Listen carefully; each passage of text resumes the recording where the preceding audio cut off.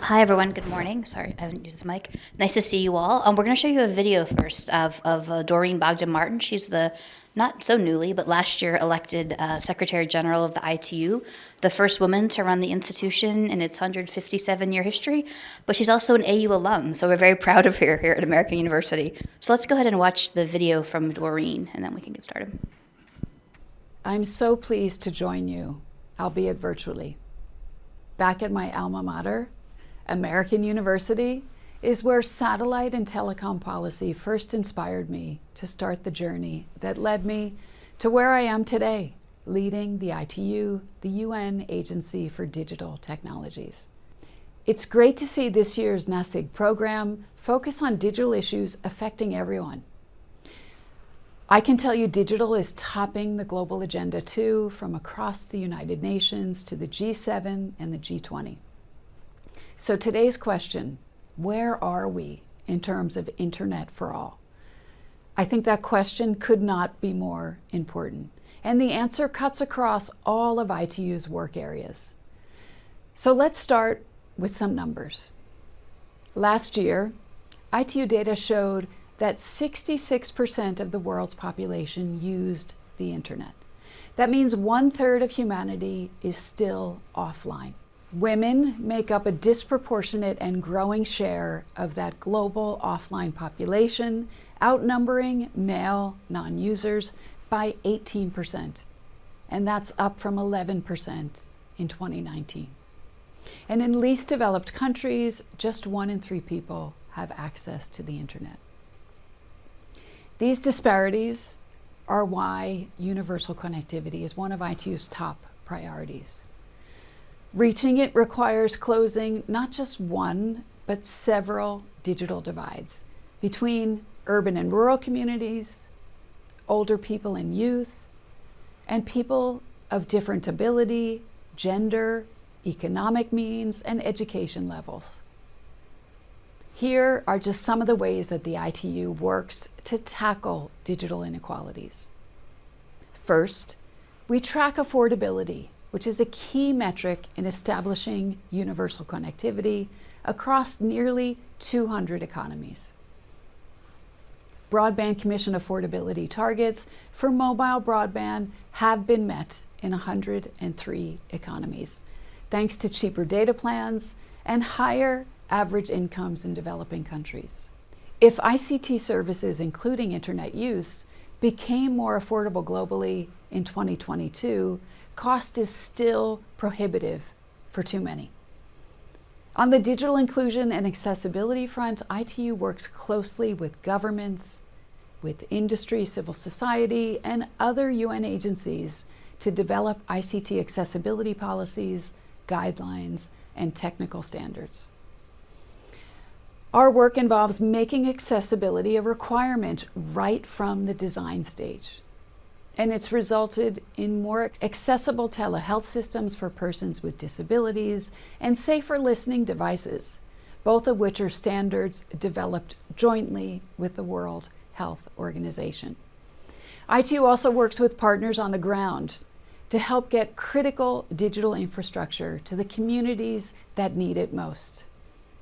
GIGA, the ITU UNICEF initiative to connect every school in the world to the internet by 2030, is a good example of this, and we're making important headways. Other projects are laser focused on empowering communities, from building smart classrooms to teaching STEM to girls in Pakistani smart villages, to digitally empowering South Malakula Islanders to produce smart island coconut oil in Vanuatu. Scaling initiatives like these simply can't be done without bold multi-stakeholder partnerships and innovative funding mechanisms. And that's the idea behind Partner to Connect. Partner to Connect is a digital coalition, a global effort led by ITU to bring meaningful connectivity to the world's hardest to reach places. Over 600 pledges worth about $30 billion have been made so far, with projects ranging from building digital infrastructure to reinforcing digital skills to content localization and digital entrepreneurship. There is a large community of stakeholders making vital contributions towards building this thriving digital ecosystem. As the only UN agency with membership comprising not just 193 member states, but about 1,000 leading tech companies, universities, and international and regional organizations from around the world. And that makes ITU an important stakeholder in this ecosystem and an active voice in this community. This multi-stakeholder approach underpins ITU's governance work, and that is work to support an internet that we can all enjoy. Our Plenipotentiary Conference last year saw ITU member states highlight capacity building, information sharing, and best practices among stakeholders as key to building a multilingual, inclusive internet for all. ITU also holds regular public open consultations on international internet-related public policy issues. It's our objective for all voices to be heard and respected, with consensus-driven decisions made for the benefit of the global ICT community wherever and whenever possible. Ladies and gentlemen, when it comes to addressing digital inequalities to deliver an internet for all, we know what we need to do. We know how to unleash digital opportunities for children and youth, women and girls, people with disabilities, for everyone who finds themselves on the wrong side of so many digital divides. Now is the time to roll up our sleeves and get it done. And that's why I'm inviting you, each one of you, to get involved in ITU's work. Join our Generation Connect youth community, make a pledge to partner to connect, or contribute to the SDG Digital Day that ITU is organizing together with UNDP and other partners on the sidelines of the SDG Summit this September in New York. Let's work together to erase all digital divides once and for all. And let's deliver on the UN Sustainable Development Goals before it's too late, and build an internet that is affordable, accessible, and inclusive for everyone, everywhere. Thank you. So again, good morning. Great remarks from Doreen. I should probably introduce myself as well. I see some old friends in the audience, but also some new folks. I'm Fiona Alexander. I also went to AU, which is why we're so proud of our alumni here. But when I was at American University, I also interned at NTIA, the National Telecommunications and Information Administration, which is the U.S. government that participates in GAC and all these other things, and was the part of the U.S. government that was involved and a partner for ICANN for many years. So I spent 20 years of my life helping build and be a part of the ICANN community. So double welcome to you for the ICANN fellows and things like that. But this morning we're going to talk a little bit about Internet for All and where are we. We had this great opening remarks from Doreen that she provided, and we're very lucky to have a couple of old hands, I could say, and experts in the space to talk to us about it. I'll do just brief introductions. Again, you may have already met Derrick yesterday, doing his great remarks that he did. But we'll do brief introductions, and then we'll hear a few opening remarks from each speaker, reactions to what Doreen said, and anything else they want to add. Then I'll ask a few questions, and then we'll open it up. So you guys feel free to think about anything you might want to ask either of the speakers or me as we go forward. But we're happy to be joined this morning with Professor Wolfgang Kleinwächter. I've known Wolfgang, I don't know, I feel like I was at AU 25 years ago. So 25 years now, I think I've known both of these guys. So it's nice to see you and welcome you to AU. Wolfgang is a professor emeritus from the University of Aarhus in Denmark. He is a commissioner to the Global Commission on Stability in Cyberspace and a former ICANN board member. He's been involved in internet governance issues since the early 1990s. He was appointed to the UN WSIS Working Group on Internet Governance. He served as advisor to the chair of the Internet Governance Forum, and he was also a special ambassador of the Net Mundial initiative. If you don't know what all of those things are, Wolfgang will be happy to tell you, I'm sure. But he also routinely puts up these great overviews of what's happening in the internet governance space on Circle ID on a regular basis. So if you haven't read any of Wolfgang's pieces, I encourage you to do so. It gives you a great history of the space and where things are headed going forward. And again, I don't necessarily need to reintroduce Dr. Cogburn, who you've met, but again, my friend and colleague Derrick here at American University. We're in Derrick's basically office. It's around the corner, so this is his facility, so we're very happy to him for letting us use it. But he's also involved and is as a professor at the Kogod School of Business, also the School of International Service, and he is the faculty co-director of our Internet Governance Lab here at AU. So, Derrick, why don't we start with you and sort of get your thoughts from, internet, where are we now? Sure. So thank you for the introduction, and really honored to be here with Wolfgang. We've collaborated for many, many years in the spaces that Fiona talked about. I shared some of that yesterday, building GigaNet and working in the IGF and around the World Summit on the Information Society and so forth. As well as the high-level forum in Brazil. It was really exciting to hear Doreen talk about the work of the ITU. She is, one of our treasured alumni, as is Fiona. We're really proud of the work that she's done and have followed her career with great interest as she has continued to promote the idea of information and communication technologies for everyone and for making a change, for facilitating social and economic development. And she is such a good fit for the Secretary General role because the ITU is so well positioned to do those things, to work in that space. Over the years, sometimes ITU has been criticized and some very disparaging things said about the ITU, sometimes warranted.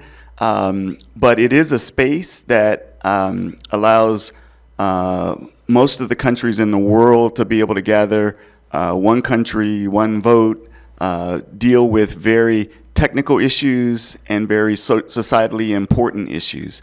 So the ITU, as Doreen was explaining, has had a whole range of projects from youth development centers, women's technology issues, the Women in ICT Day that they do now, working on electronic commerce issues, and then really playing a central role in something that has led to many major changes in the internet governance space, which started with the World Summit on the Information Society.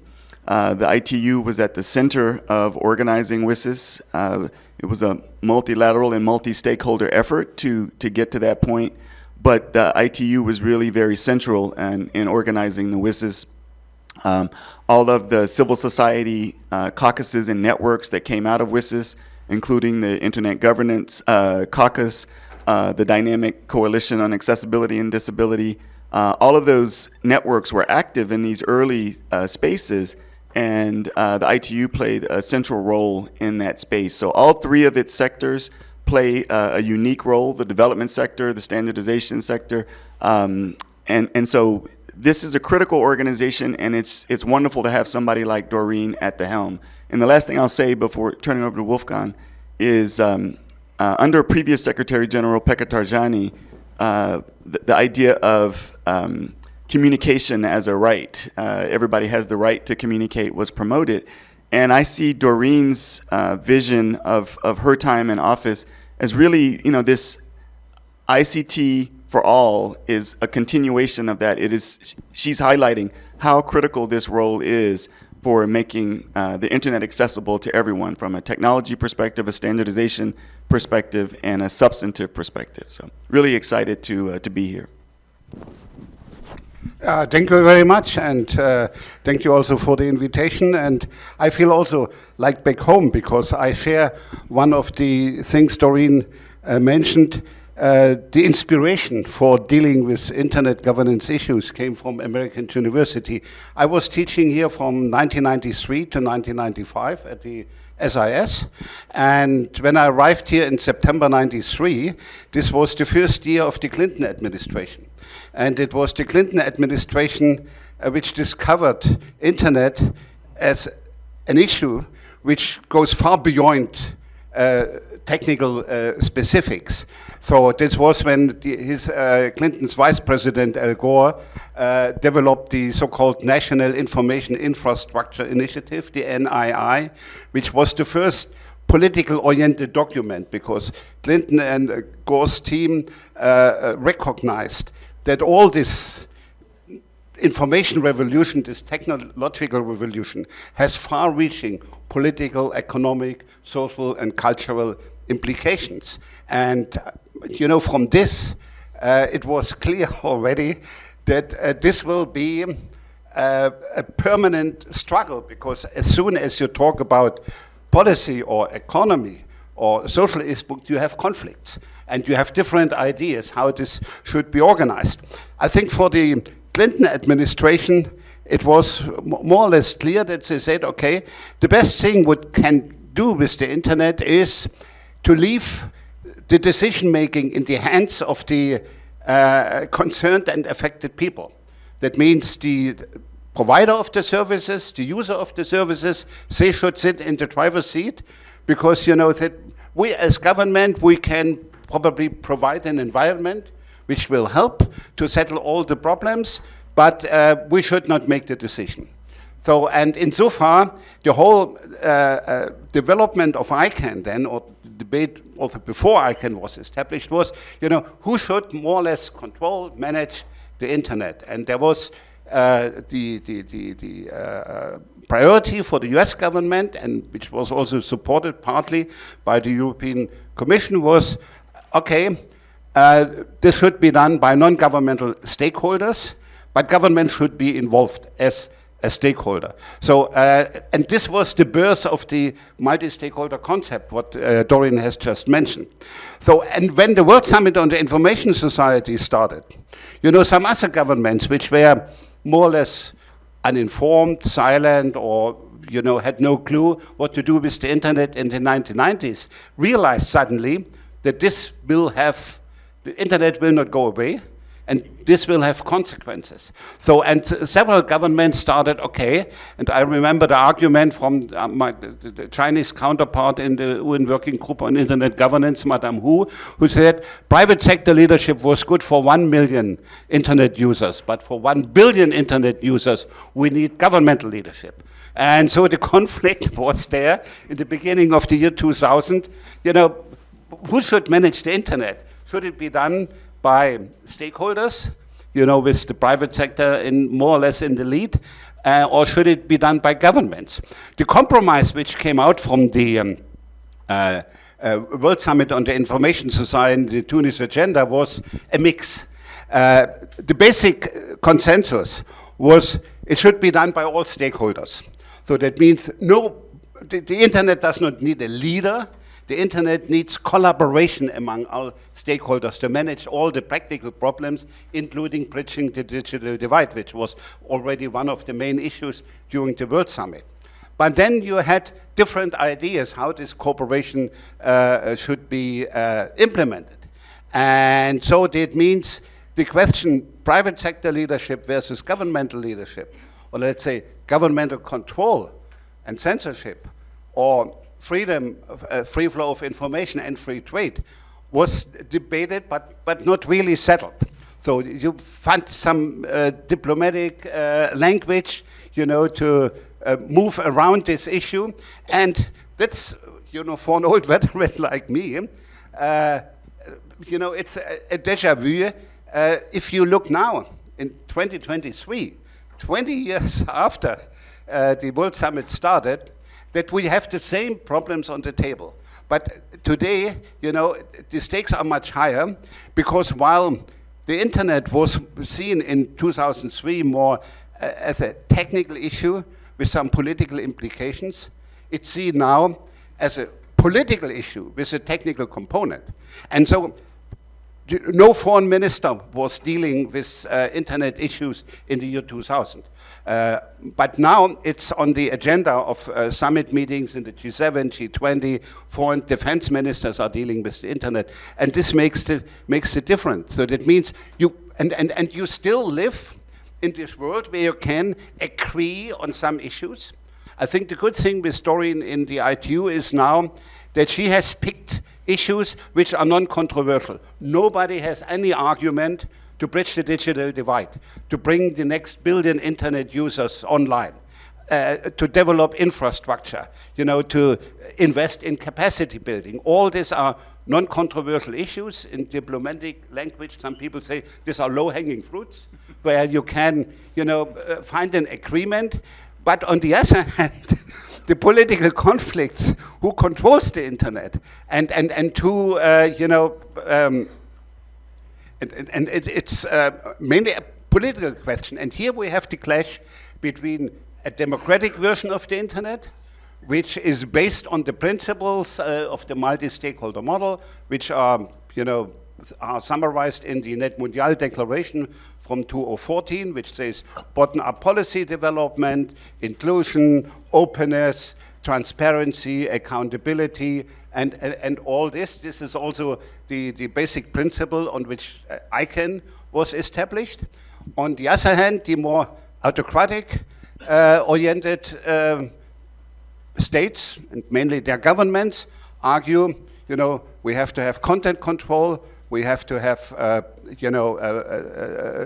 cyber sovereignty, we have to protect our national internet segment. All these are concepts, and this have been never settled, and this will continue. If you look now into the debate which is taking place this year and will continue next year around the new proposal on the UN table, the Global Digital Compact, you see the same constellation.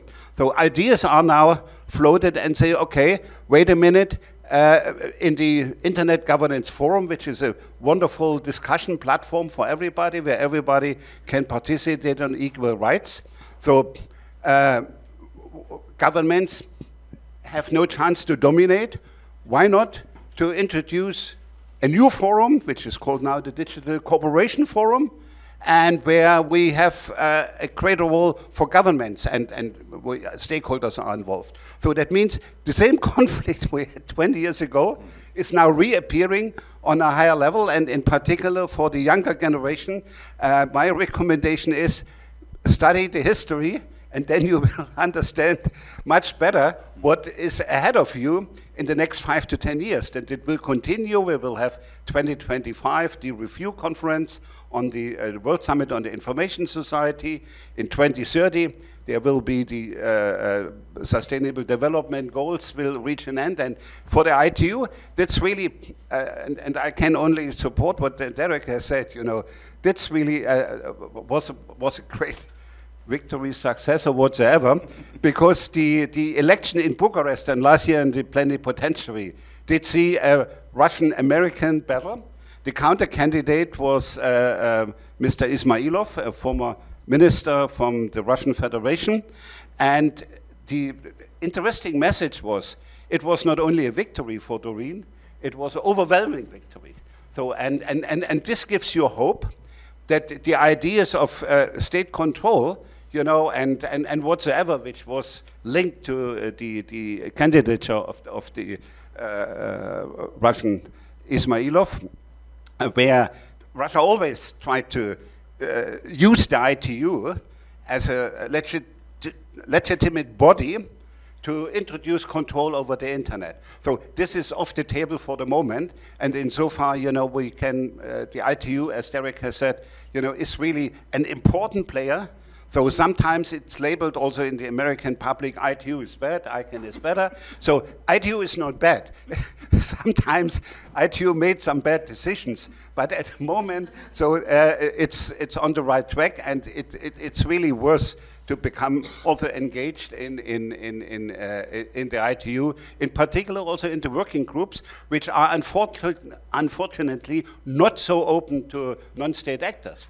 But with Doreen in the helm of the ITU, probably this could be the next step in the ITU to open a little bit more, so that the working groups of the ITU Council should be more open to stakeholders, and you could be more engaged. Also as academic persons, you can write papers, and probably today the environment is much more positive in the ITU when they get input from outside than it was under Hamadou Touré. Thank you. So we're gonna we've talked a lot about the ITU and Doreen and a history of institution building, but I'm gonna ask you a slightly different question. So when I first started going to AU, they were just bringing the internet to campus. Actually, they were just wiring the dorms. So I feel like I'm not that old, but it sounds super old when I say it. But to both of you, what was your first experience of actually using the internet, both personally and professionally? Do you remember? And if you do, what was it? Wow. I was a graduate student here in Washington, D.C. at Howard University. I remember using links as a browser to be able to access the monochromatic text-based internet where you actually have little links that you can click on. I thought it was the most fascinating thing in the world. I said, this is revolutionary. This is going to change everything. Being able to slowly at the time connect to databases and download that information was just spectacular. So that was my first experience. And I felt so strongly about it that as a political scientist, I started advocating within the discipline that we take this seriously, both from a practical perspective in terms of how we can use the internet, both for research and coordination, but also the political implications of it. So one of my fellow graduate students who came to AU later, Clarence Lucene, was here. He and I both, as very young political science doctoral students at the time, started a training program to train political scientists on how to use the internet. So we developed a internet driver's license course for political scientists, and we started teaching political scientists and political science organizations how to use the internet for those purposes and to think about it for as a legitimate means of study. And then over time, both of us, and particularly me, we really started to focus on ensuring that the academic disciplines would start to, again, both use and take the internet seriously as a means of conducting research and as a focus of research. Yeah, thank you. You know, I've grown up in East Germany behind the Berlin Wall, and insofar when I first realized that the internet is there, I was mostly impressed by the ability to exchange mails and information and ideas without borders. So this was unbelievable in the 1980s, and suddenly this was there. The free flow of information was not only a line in Article 19 of the Human Rights Declaration, it was suddenly reality. And this was extremely impressive. And by the way, this is the disappearance of the traditional borders of time and space is still one of the biggest achievements which came with the internet. We should not forget this, because with all the efforts, you know, to introduce some new barriers, you know, the internet is still the free medium which you know, developed and emerged in the 1980s and 1990s. When I was here then at AU, I was very proud to have an email address. I still remember Wolfgang at sis.au.edu, and I had an edu address. At this time, to have a com address, .com, that was bad people. Edu were good people. Do not misuse the internet for commercial purposes. I remember that. This was the discussion in '93 when some internet freak said, you know, that's the holy grail and we have to use it for the benefit of humanity and it should not be misused by commercials. And I remember there was a front page article in the New York Times where some students from Lord School in Florida opened after their examens a law firm and advertised this over the internet. They were flamed because of misuse of the internet for advertisement. So this was 25 years ago, 30 years ago, 93 is now 30 years ago. This has certainly changed, and we have benefited certainly from the commercial use of the internet. So this is certainly good for everybody. If it comes to the academic dimension, what I realized then after studying so many different dimensions was that the internet governance is a complicated issue for education and research. So when I was a member of the UN Working Group on Internet Governance, a lot of diplomats approached us and saying, where I can study internet governance. And the answer was nowhere, because it's a multidisciplinary phenomenon. Normally, universities are organized in faculties around a discipline. You can study informatics, political science, communication theory, international relations, culture science, or whatsoever. But the internet governance is everything. It has a technical dimension, a political dimension, economic dimension, a social dimension, so that means you have to study many disciplines. By the way, this was the starting point for the idea to develop a cross-disciplinary curriculum, which is reflected now in the idea of the summer school. So we started this in a UNESCO meeting in 2006, where we then started with a pilot project for summer schools, and Fiona was involved in this also from the very early days. It's like with GigaNet. And I think that's the big challenge, that the internet does not, or internet governance does not have, a single solution. So it has different perspectives. And so that means if you approach it from a commercial point of view, you have probably a different ideas than if you approach it from a social scientist's point of view, or from as a diplomat, you are different than an engineer. And that's the beauty of the multi-stakeholder model, so that if you bring everybody on the table on equal footing, you can find out what is the right compromise. And there will be no, one-size-fits-all solutions. So we always argued, if you want to solve some problems, you have first to identify the issue, and then to build the solution around the issue, and not to come with a solution and then put all issues under a certain mechanism. And insofar, it's also, again, good in the ITU to see now they define the issues, bridging the digital divide, infrastructure development, and then to look what can be done. If you say, government first, then you will fail.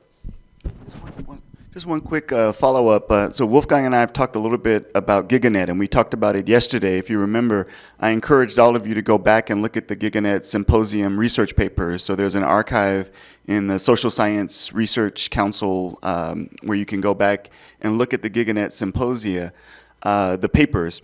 So one of the things that we're alluding to is that one of the things that was unique about GigaNet, although it came out of associated with a conference, the International Communication Association conference, it's much more than a communications academic network. It is a highly multidisciplinary academic network that tries to bring together all of these disciplines that we alluded to.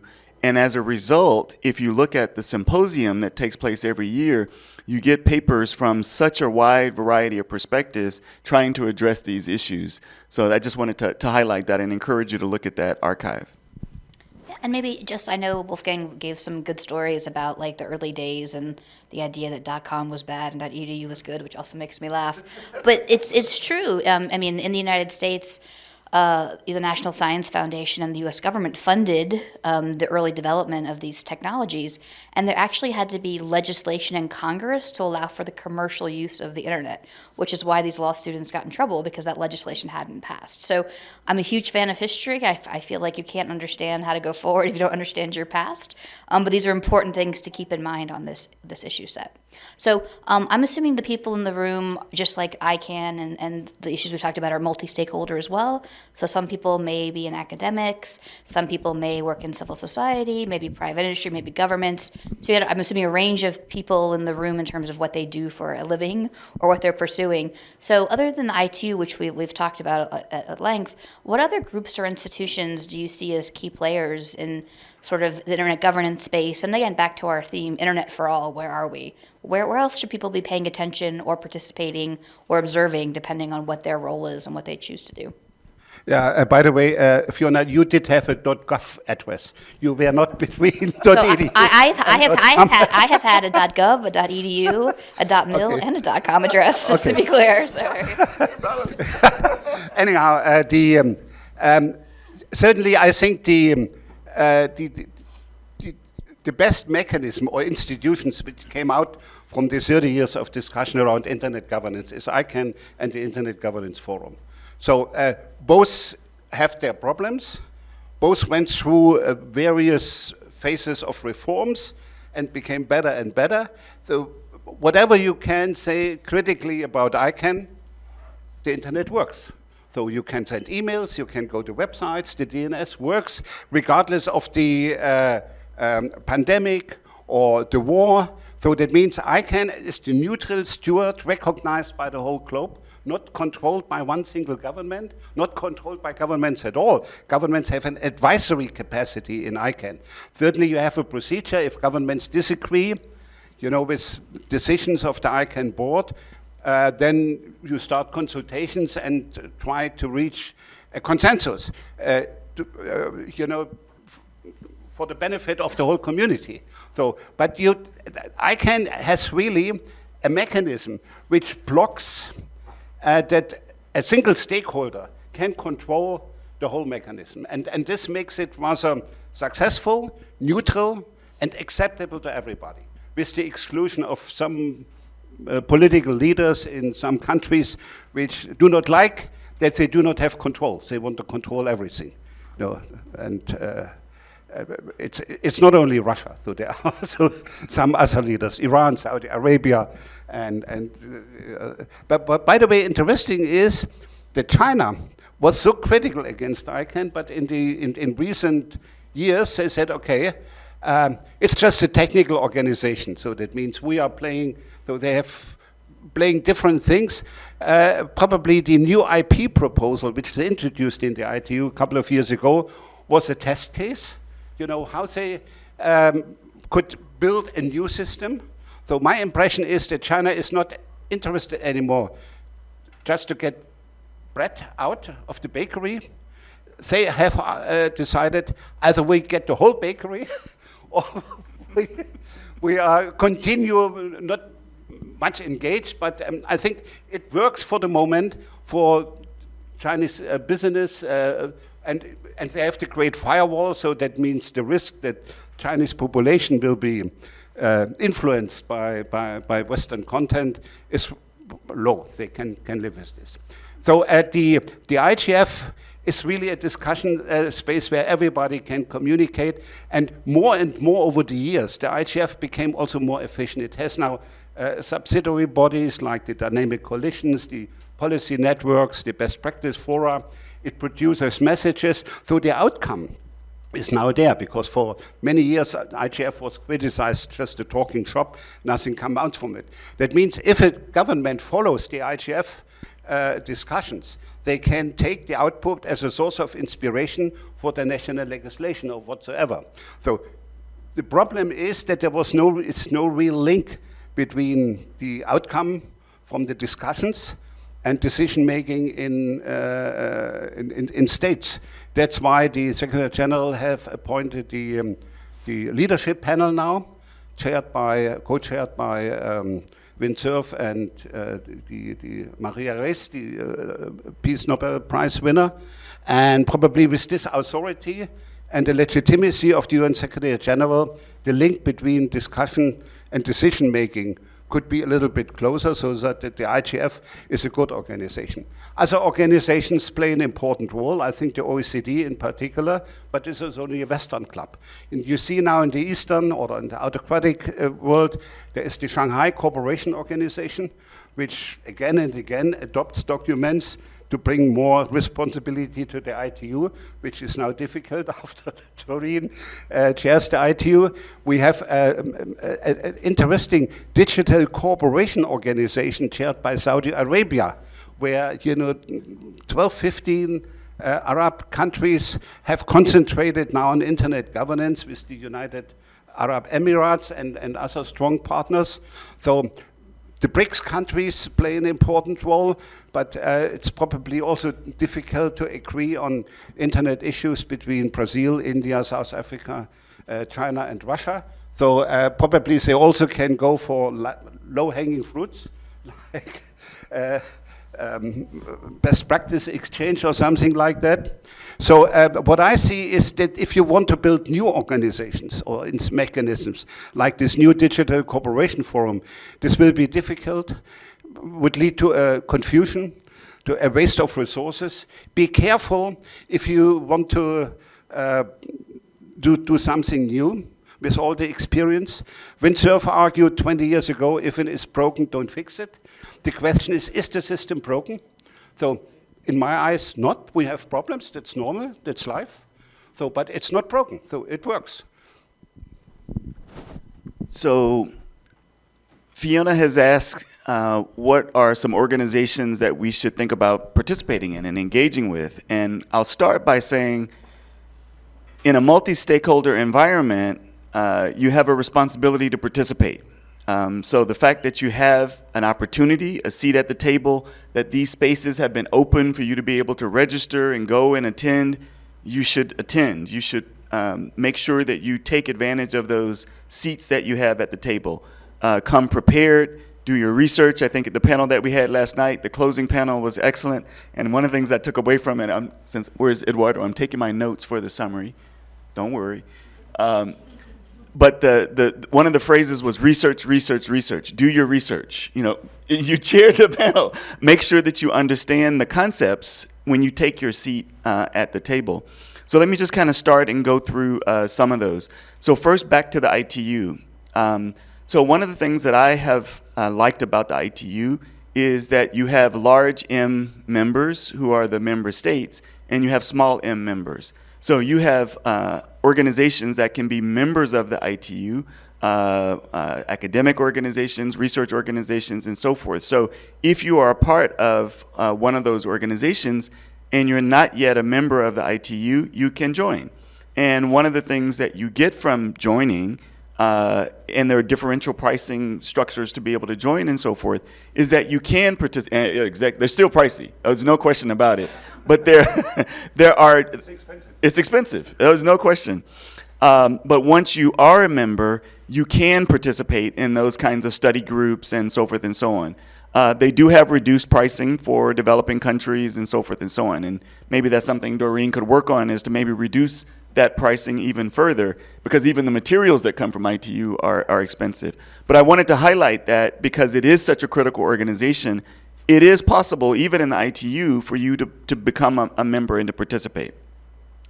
I want to also go back to the WSIS, the World Summit on the Information Society. So at the time, that was the kind of multi-stakeholder process that you could have participated in if you didn't.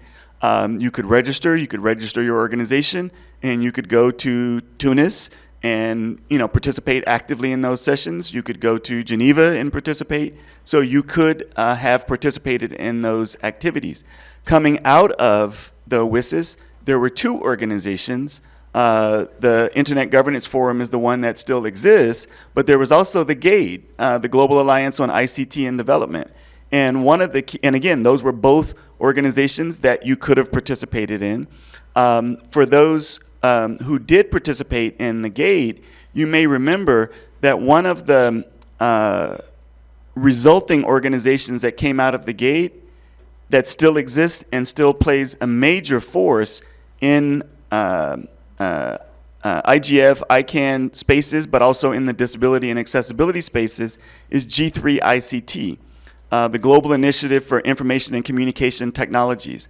I talked about them a lot yesterday, and I'm really proud of them because it's really the only remnant left of the GAID.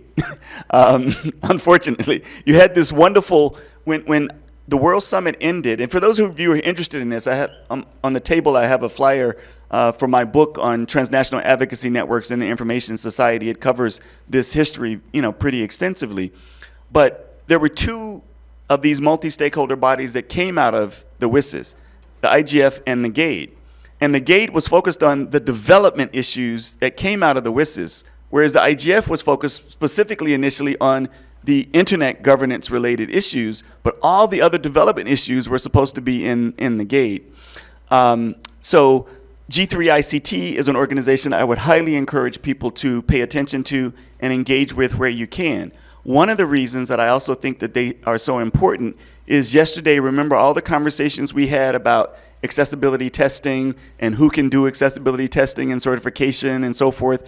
Well, G3ICT has absorbed something called the IAAP, the International Association of Accessibility Professionals. And if you go on their website, you can see the pathways that we talked about yesterday for training people to do document accessibility, website accessibility, physical accessibility. So that's another organization that I would encourage you to participate in. On the IGF side, I would highly encourage you to look at the dynamic coalitions. These are generally relatively multi-stakeholder interest networks, many of which came out of the WSIS process and evolved into the IGF space. So you can find a dynamic coalition that meets whatever interests you might have: privacy issues, children's issues, women's issues, freedom. The Dynamic Coalition on Accessibility and Disability is one of the oldest of the dynamic coalitions. And so if you're interested in accessibility issues, or hopefully you are after this weekend, that's a coalition that you could join. So those are some of the networks that are actively around that I think are important. I just want to highlight a few others that I talked about yesterday. So I think transnational advocacy networks are so important. And there's so many of them in specific issue areas. So yesterday I talked a little bit about accessibility in cities. So if you're interested in cities, there's something called the Dynamic Coalition. The Disability Inclusive Accessible Urban Development Network, the DIUD network. So if you're interested in accessibility in cities, that's a very active transnational advocacy network that you could get involved with. If you're interested in disaster risk reduction, there's the Disability Inclusive Disaster Risk Reduction Network. And this is for persons with disabilities, but also allies who are interested in all of these areas. And yesterday when we talked about the intersection between the information and communication technologies and these specific issue areas, these are perfect places for you to get involved and have an impact. So does anyone have any questions or have any comments they want to offer? I know there's a lot of questions. Why don't we go here, here, and here? We'll start in the back. I don't know if we have a microphone. We had one yesterday. Jonathan's got it. He's going to bring it up. And then we'll go back to you, and then we'll come down here. Let's go. That was a lot of hands up very fast. That's good. I know. Good for Sunday morning. Thank you very much. Lucian Taylor. I'm a founder of the DNS Research Federation. Our mission is to make sense of the internet through access to data, research, and development of internet standards. And I wanted to thank all speakers for a fantastic and interesting talk. Yeah, and Derrick, really echoing in my head is we have a responsibility to participate. And I'm hearing Wolfgang, thank you. The sort of state of the nation, where we're at now, and I'm hearing your appeal underneath to continue having faith in multi-stakeholderism, and don't let government kind of just lean in there and try and sort it out unilaterally. And I hope I'm right in that summary. And I'm kind of centrist left on politics. I love multi-stakeholderism. It's what I believe in. And I think it's always successful if you can include people. But I'm a little bit worried. After 20 years, going back to Doreen's point, 1/3 of the world are not online. And when we think about the internet, I think about the internet as TCP/IP. And what you were saying, Wolfgang, is that the substructure of the internet was designed by engineers who do not want commerce. They didn't want a commercial internet. And that's left some gaps. Language around internationalized domain names and poor support for diacritics in domain names is locking people out at a national level. And that's still a problem for poor people. How is multi-stakeholderism going to address those sort of problems? We're now seeing Brussels kind of know your customer, collect passports, find out who's on the internet. Attribution is still a problem. So we've still got these two very major 20-year-old problems, old who is policy sort of problems. Where is multi-stakeholder going next? How are we going to have some really tackling those technical problems, but not just techies tackling those problems, but the thinkers, the policy makers? How are we going to get that happening? Thank you. Wolfgang, do you want to answer? Go ahead. Yeah, thank you very much, and to raise this point, because this is the dilemma. And if we support the multi-stakeholder approach as the deus ex machina for managing the internet, it had certainly its weakness. And for some people from the global south, they agree in principle, theoretically, probably as a left-wing person, with the multi-stakeholder model, but they say in practice, it deepens the divide between the global north and the global south, because in all these stakeholder groups, it's the global north which dominates in the stakeholder group of technical people, in the stakeholder group of the business people, and also, you know, civil society organizations. The main drivers and the loudest voices are headquartered in the global north.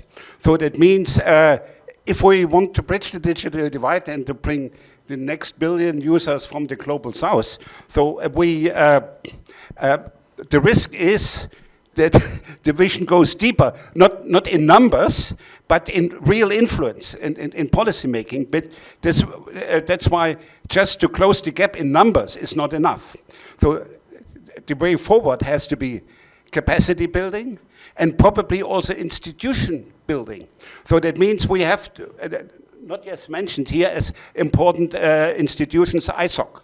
ISOC has chapters around the globe. So that means to make ISOC chapters in Africa and Latin America, Asian countries stronger, so that they have a stronger voice. We have, you know, this wonderful system in ICANN with the regional at-large organizations. So that means makes them stronger. So very often the so-called at-large structures are small units, you know, about it's more than 500 are now part of the at-large advisory committee. But a lot in the south are very weak. This makes them stronger, so that they can raise the voice and can rebalance the imbalance which we have in the system. That means to improve, enhance the multi-stakeholder system is the challenge, not to substitute it by something else. And I would just add to that, I see myself as an eternal optimist, so I'm optimistic and hopeful, but I'm also concerned. I look at the multi-stakeholder system sort of as a global democratic process, and with democratic processes, you have to show up and you have to participate, and you have to be a knowledgeable consumer and participant in the process. And even in our own country, I've become very concerned about the democratic processes shutting off voices, making it more difficult for people to participate. And so I think about some of those things at a global level as well. I am optimistic, but it requires tremendous effort, strengthening institutions and capacity building. So I might just offer the following perspective. For those of you that have been to ICANN, or those of you that haven't and show up tomorrow for your first time, when I first started dealing with ICANN, there were 10 employees, and at one point they couldn't afford to pay people. So you've got to think in 20 years, we've collectively built a global governance regime that has scaled and addressed issues and is still working on issues. And it's fair to criticize how long it's taken on some issues. But things have gotten better, but it has taken time. Nayla's here, and I'm sure ICANN talked about stuff. They have ICANN Learn, you have ICANN Fellows. There's interpretation in the meetings, there's transcription in the meeting. None of that used to happen. So there have been, when you look at historically what it was and how it's grown and what what's doing now, there has been great progress. But if you show up for the first time and this is what it is, this is not what it used to be, but it's only this way because people demanded it. Right? People showed up and had their voice heard and made these requests and made these change, and the community wanted it. And because of the pressures of the UN, ICANN, and ICANN leadership, made a big point to push these things. It doesn't mean it's done. I always say that the multi-stakeholder model, I never call it an ism, but the multi-stakeholder model is always evolving, it's always growing, it's always changing. It's always a work in progress. For years of the government, we called ICANN the DNS project, as Wolfgang will remind me. It's always going to work and evolve and change. And it's kind of a living organism in some way, and you've got to think of it that way, would be my recommendation. But again, as you show up tomorrow, keep in mind, at one point, they had 10 employees and couldn't afford to pay them.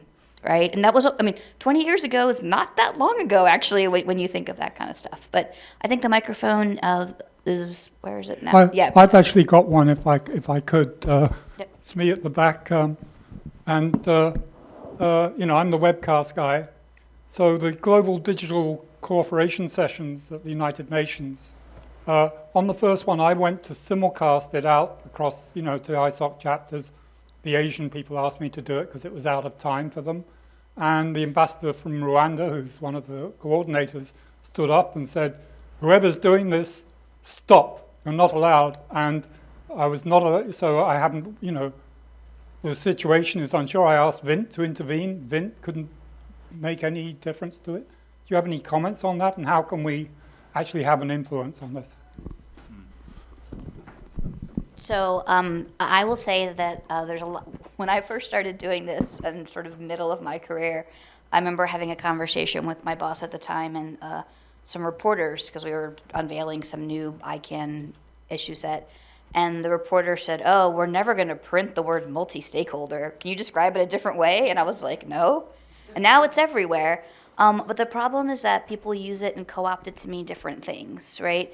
So different parts of the UN or parts of governments, including the US sometimes, will say something is multi-stakeholder when they mean they've hand-selected people that can come to the meeting and they give input. I would say that's not multi-stakeholder. How do you make the UN more open? I think you've got to go to your government and complain and get them to push and make it more open. But the Global Digital Compact conversation and the fact that they were having these issue deep dives, I went up to New York for the one on internet governance. It was weird that it's the only thing that I've participated in lately that was not being live streamed in a way that you could catch. You could sign up, and if you signed up, you could be on the link, and you could sign up to participate in person if you wanted to, and that was a big change, from days past. But it wasn't as open as like an ICANN meeting or an IGF or even an ITU meeting, which actually web streams now as well. So. Yeah, if I could just add to that, Jolie, I think I was involved very early on at making some of these meetings accessible, but it wasn't because it was allowed from the organizers. We would just sort of have guerrilla remote participation. I remember being in an ITU meeting where I used my phone to pair with my laptop and opened up a webcam and started streaming, back to South Africa when I was working in South Africa at the time. Just guerrilla remote participation. Bringing my laptop and my cameras like Jolie has here and so forth, and I would just set up and people would say, "What is he doing?" And I've got a big snowball microphone in the middle of the room and everybody's participating, and it's remote participation. And it was good when the institutions finally started making official remote participation. We even had a dynamic coalition on remote participation at one point, because again, it wasn't that long ago when this wasn't allowed, and so we promoted and pushed for that. And I think just like with all of the multi-stakeholder aspects, sometimes it's one step forward, two steps back, but we don't want to lose any ground. We want to keep pushing and making this interactive remote participation and not just a one-way stream, to make sure it's clear that these technologies are so empowering that people from around the world can participate and can speak and can present, and it's not just privileging the people who happen to be in the room face to face. So we just have to keep pushing on it. It seems that the GDC process is seen as a multilateral process, and it's a listening thing. So the multi-stakeholder aspect is just, we can speak to them, but it's for them, it's not for us. I think that's a really important point because, as Fiona has said, multi-stakeholder is now such a nice word that even China is using it and said we have to work with multi-stakeholder because the understanding of the process is rather different. You know, over the years, I've seen two different understandings. One is that some governments argue that that you see that the intergovernmental process is embedded in a multi-stakeholder environment, and the other group says, you know, multi-stakeholder processes have to be controlled by intergovernmental processes. So these are two different things. You know, intergovernmental negotiations, the intergovernmental treaty system will continue to exist. It will not disappear. So you cannot substitute the system of relation between 193 member states by a multi-stakeholder model. So, but it's an enrichment. So it has broadened our way how we make policies. But the question is the interrelationship. So, and here comes that we have a definition, we have principles, but no procedures. How the input from non-stakeholders in governmental processes leads to an impact. So we had this already in the business phase. I think, Derrick, you were involved when the civil society caucus made 93 proposals for the intergovernmental declaration. And then the next draft came out, we checked it, and from the 93 proposals, just 2 were incorporated in dubious language in one of the 120 paragraphs. So this was really, they took the input, ignored it. So we call this in a very, very hot meeting with the Intergovernmental Council, governmental ignorance or governmental arrogance. And then Samaseku was saying, you know, that you have not the right, not everybody will have its input reflected in the final document. But if you make 93 proposals and nothing is reflected, this is really arrogance and ignorance. This was 20 years ago. Now, more or less, as you have said in the discussion on the Global Digital Compact, this could reappear on a higher level. The only way forward is really to make to put this on the table as a question and to say that we need procedures how input leads to impact. In ICANN policy development processes, so you have to document. If you write a comment, then you know ICANN has to give a rationale why it has ignored or what it has taken. So this is what you can expect from governments, that they comment on the input and then give you a rationale why it was rejected or how it was incorporated. So that means we have to enhance the procedures for the interaction, but we do not have such procedures. So this is work ahead of us. So that's the mic. So my question relates to what Professor Cogburn mentioned while answering the first question, the silencing the voices of the people. I feel like it's encouraging. It's very encouraging to see all those initiatives that work on connecting the unconnected. But at the same time, in some part of the world, there are like internet shutdowns imposed by repressive government. Like this year alone, there are more than 80 shutdowns in 21 countries. So that's a lot. Even in my country, we are going through one of the longest internet shutdowns in like 50 townships in my country. There are like more than 500 days of internet shutdowns happening right now. So I'm just wondering, you know, if like organization that works on the internet openness, access, I'm just wondering if there are anything like ITU or any of those initiatives and organizations that you just mentioned working on like advocating these issues of and connecting the connected.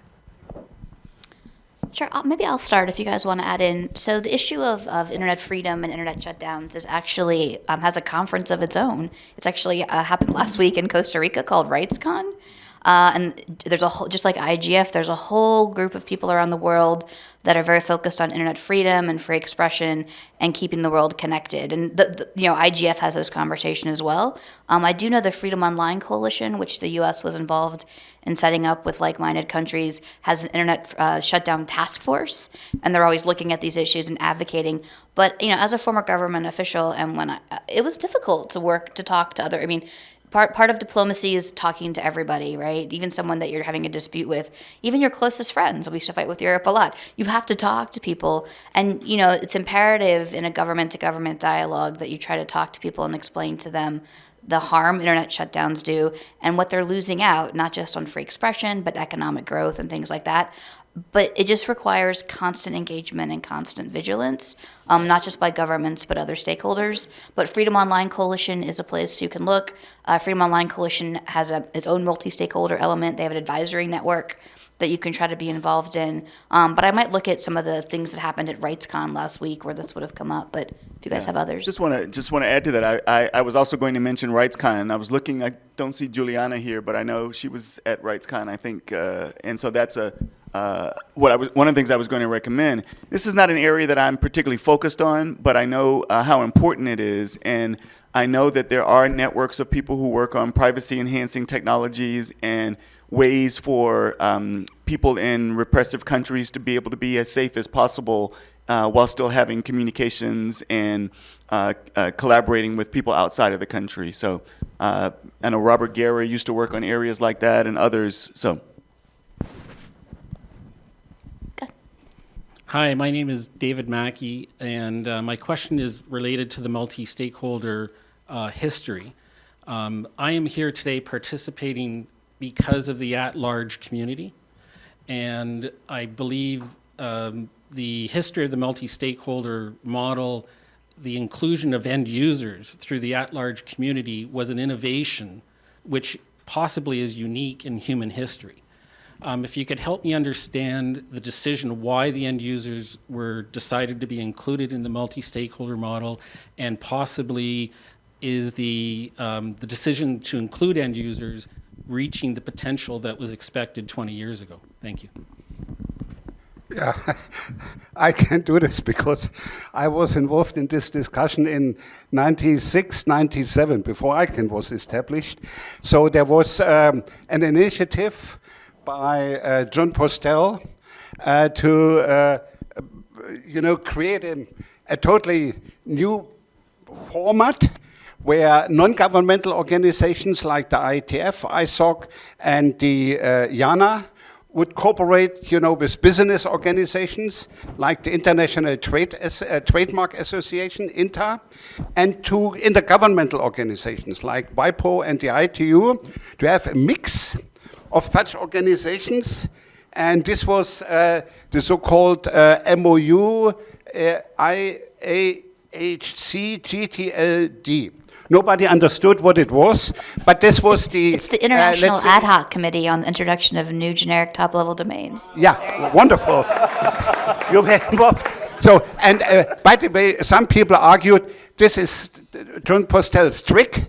That means if nobody understands it, he can do whatever he wants. So and that's enough freedom to do it. So, but this memorandum of understanding was seen a little bit critical. Also, the U.S. government said because the ITU would have been the depositar of this MOU, so there was some dubious ideas to move the A-root server to Geneva and all this. And so the US government at this time, it was Ira Magaziner in the White House together with Al Gore, who said, okay, we have not only, let's say, governments and technical people and business people, end users play an important role, the million end users. And so if they drafted the first bylaws for ICANN, they said the board should, the decision-making power should be in the hand of the providers and the users of services, and government should be in advisory capacity. That was normally the triangle, the power triangle is, you see governments in the driver's seat, and then input from business and from the people in the street, so which give you a vote for elections and legitimize the government. But the model was turned around, and suddenly, you know, the citizens, the people, the netizens, and the business were in the driver's seat, and governments in an advisory capacity.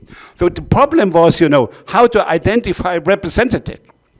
And so the first idea was representation and legitimacy comes with elections. So, and it was very natural in the first bylaws. So business organizations, we have the supporting organizations, they have a democratic procedure to delegate people into the decision-making body, the board of directors. But you know how to get 9 so-called at-large directors into the board. So, and the idea was elections. That was seen, you know, how to organize for millions and millions of people, global elections. So, and the first idea was, let's test it. And so there was a test case in 2000. It was a complicated but very inspiring and innovative mechanism of elections. And so the first pilot was, let's try it with 5 at-large directors. So, and in 5 regions, so you had a system where you could nominate yourself, or you were nominated, and then you could register as a voter, but there was a lot of discussion about misuse, how the system will work, how people will participate. So nearly 500,000 people participated in this election. They produced 5 directors, which were good directors, and then happened the 9/11. And I think this was the moment, the turning point in my eyes, where this project of cyber democracy was turned into a project of cybersecurity. And then, you know, the risk was rather high because, you know, the elections produced in the ALIA a guy from Europe, Andy Müller-Magun, who was a famous hacker in Germany. And the question was, okay, you know, if you have elections, you never know what's the outcome of these elections. So, and the debate started, you know, how we can make the process safe and that it's not misused, and to avoid manipulation or corruption of the process or things like that. And so the idea was, let's not have elections, let's have, you know, and this was the birth of the nomination committee. Let's have nominations, and for the moment, the number of at-large representatives in the ICANN board was reduced from originally 9 to 5, and then to a non-voting liaison. Later, it was 1 voting member, where the at-large advisory committee can 1 voting member. But the nomination committee nominates 8 directors, and the expectations was that a lot of these directors going via the nomination committee will represent the users, which is not always the case. But if you go back to the history, you had a lot of good representatives of internet users, which made its way to the board of directors via the nomination committee. So this was, in short, the complicated history, and the system is not perfect. And, you know, because if you look to the at-large structures, you know, sometimes it was labeled as a Champions League without champions. So that means big non-governmental organizations which represent users are not part of this family. So that means there are a lot of work to be done by the at-large advisory committee to be more attractive so that it becomes really the representative of the users. But this is on the Agenda 2030. Thank you.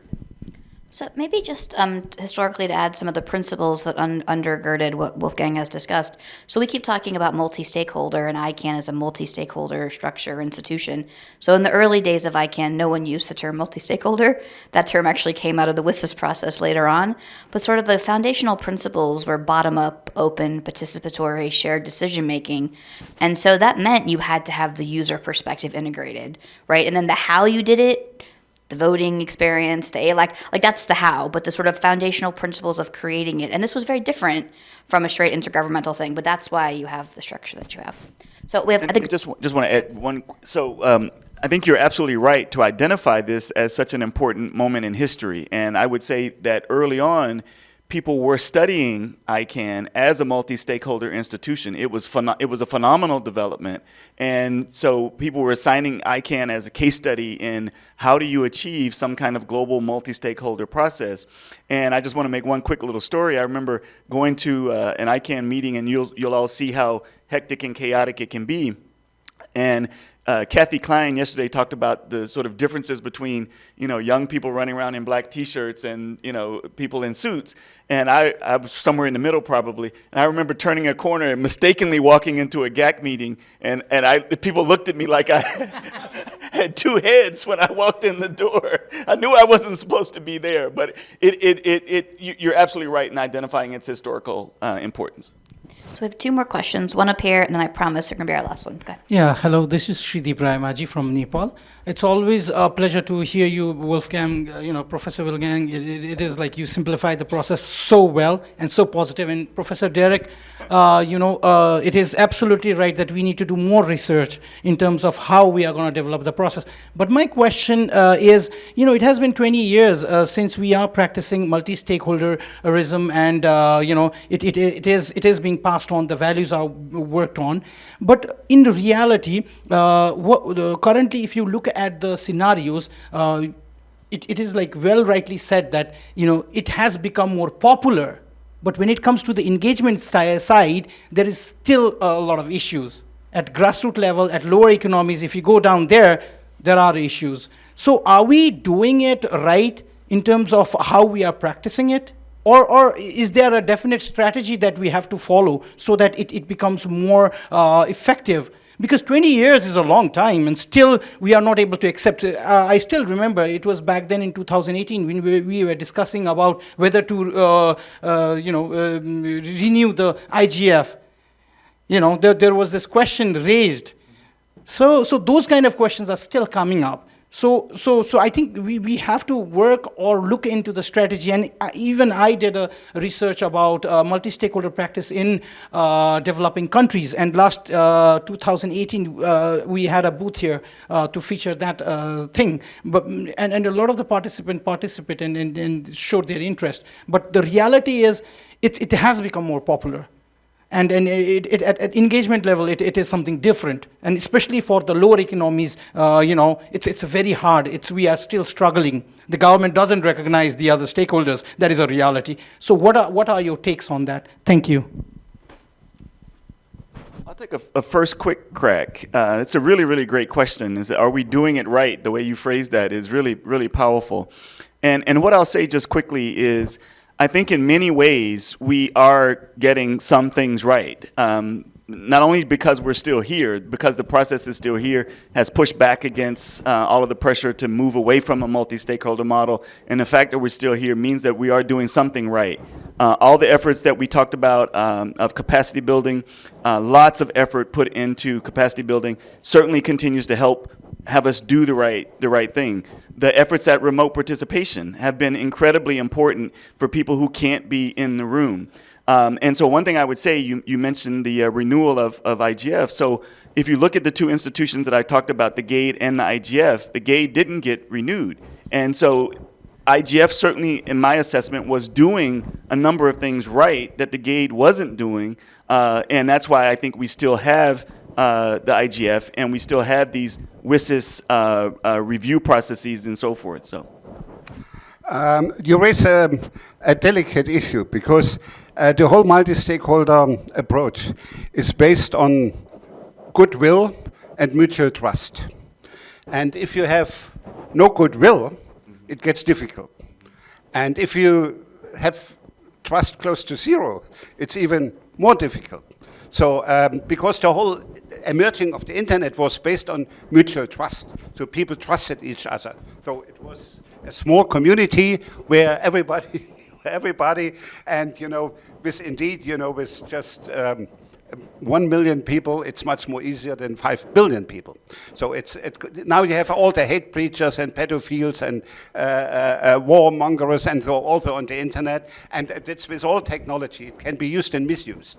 So that means, and there are not only good guys on the net. That makes it difficult. So, but another problem is that effective multi-stakeholder policy development and decision making needs also, let's say, equal participation. And here comes the issue of the resources.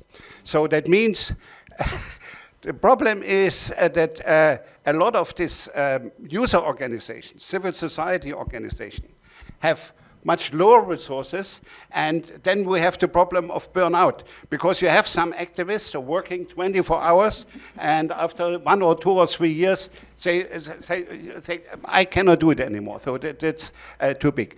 The problem is, it starts, with financing to go to conferences, flights, travel. So the argument in business was, okay, citizens, users, pay taxes, which enable governments to pay their travel bill. Say buy products which enable business to send people to such conferences, but means the end users are paying governments and the business and nothing left for themselves. So, and this is unfair. That means that's an open issue. To offer the resources which are needed for an equal participation of at large or end users or civil society organization in all these processes. So that's a big issue. I do not have an answer, but to raise this issue and to call for a fund or whatsoever, which could help. ICANN has done a lot with the Young Generation program and fellowship program and things like that. So that means ICANN is a good example. But if you go to the United Nations, you do not have a similar process. And insofar, you have an imbalance in this model, which is a good model, but needs a long way to become a fair model. Okay, so we'll get our last question, and then in answering that, you guys can give some final thoughts as well. So last question. My name is Siva Subramanian. This is actually about the imbalance and how to correct that balance. So far, the focus of the multi-stakeholder model or the multi-stakeholder organizations have been regulatory pressures and regulatory hurdles for improving access and a whole range of internet issues, especially with ITU as a multilateral body. But I see that ITU is doing quite a lot of good work and is trying to do a lot of good work, but there happens to be some mismatch or something missed that there appears to be a distraction, and it's not just the regulatory pressures that is hampering internet progress, but the commercial model, underlying commercial model. And if the multi-stakeholder process is concerned about cable and telecom model that is promoted by the cable companies, the internet organizations, they don't have a perfect business model either. And I had a conversation with somebody in the breakfast this morning, and I was saying Google, Facebook, and Microsoft are good guys, and they all laughed, and they said Google, Microsoft, and Facebook are bad guys. And both of us are speaking the truth in the sense that it started as an innovation by entrepreneurs. At some point of time, the big boys stepped in with money, and they took over, and it became commercial. And so it's at that layer of growth that it transitions from what is benevolent and good to something totally commercial. And I think that would be the root cause of problem for many initiatives that could cause a lot of progress. And is government doing anything about this problem at a deeper layer? Yeah, I think the risk of capture is around us since 25, 30 years. So that one group, is so strong that it will dominate. And insofar, the world has changed also in the last 20, 25 years. So I think when we had the first phase of VISIS, Google was still the small company, loved company, don't do evil. So everybody said, okay, here we have good guys, Sergey and what was Larry Page, saving the world and making everything better, give you service for free, and finding the money that they can do this free service for everybody, for the whole world. So this, if you get big, then it's different. So insofar also the approach to regulation, we didn't discuss regulation so far, has also changed.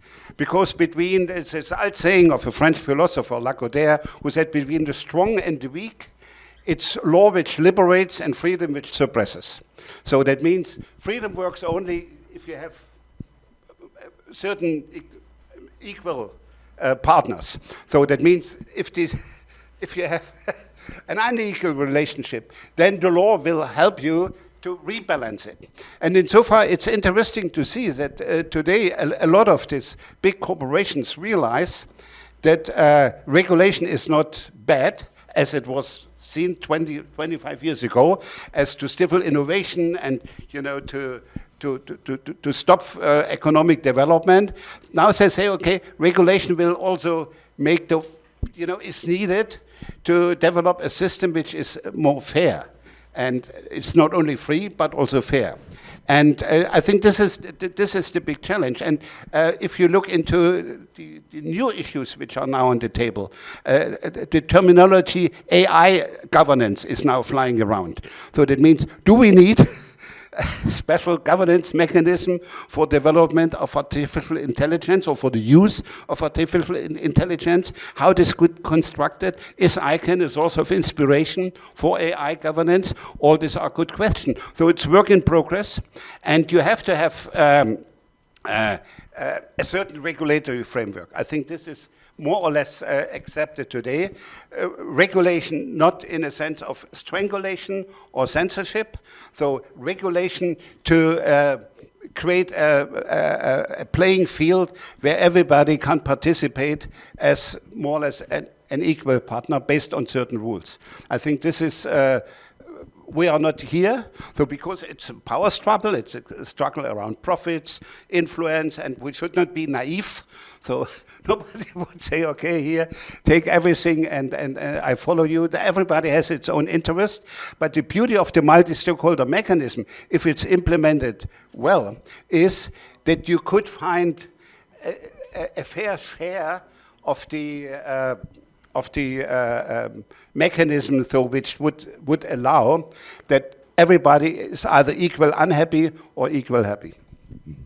So I'll just add to that. This is a huge question, great question. And I'll just say that in a multi-stakeholder model, the idea of the participants, those stakeholders being equal, is important to have this balance out. And I would say that we know that they're not equal in a wide variety of ways. That's why we talk about capacity building and institution building. So give you an example. So on the private sector side, well, let me start on the government side. Governments have tremendous resources to organize, to meet, to plan in advance. They know exactly what their interests are when they go into a meeting like the ones we're talking about. The private sector also has those resources. They have institutions that can organize and focus like a laser on what their interests are in a particular meeting. And they engage in that meeting with a goal of making sure the outcomes of those meetings meet their objectives as best as possible. Civil society, the other part of this stool, is so heterogeneous. The interests are so heterogeneous all over the place, differ tremendously. And we don't, or haven't, initially didn't, have the kinds of institutions that would allow for filtering through, debating those civil society interests, those parts of the multi-stakeholder interest, sharpening and focusing to know exactly what this group wants to get out of this process. And that leads to, you know, an imbalance. The private sector would frequently meet before the meetings to decide what they wanted to be able to have as an outcome. Governments could do the same. So it's an imbalance in terms of this multi-stakeholder triad that we have to keep trying to address. Oh, and just one last thing about regulation. So with AI, for example, this is an example of where the companies are asking to be regulated. They're saying that we can't regulate ourselves. We have to keep going full out because of this competitive landscape. But this is an existential crisis potentially, and you should be putting regulations in place. They're asking for it.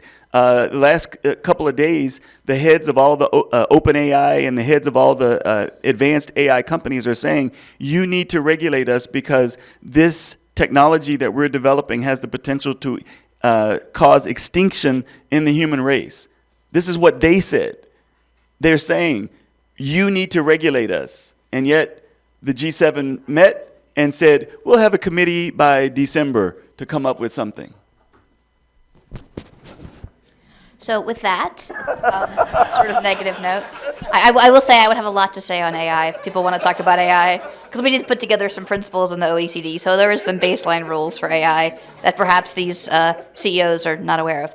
Anyway, thank Derrick and Wolfgang for coming today, and for you guys for great participation and great engagement here. We are a little bit late, that's why I'm getting the look over here. So I know we have a break. I don't know what time you guys want to start. Do you want to do 10:45 and stay on schedule? Okay, so we have a break going until 10:45, so that starts now. I have one anecdote that I'll just throw in here. The NTIA started a multi-stakeholder experiment that was about privacy in mobile applications. And I remember showing up to the meeting, and it had lots of multi-stakeholder participants, but I was the only one there actually representing mobile app developers. And so I remember getting up and saying, I'm a really big fan of multi-stakeholderism, but sometimes you feel like the steak. So, and enjoy your break.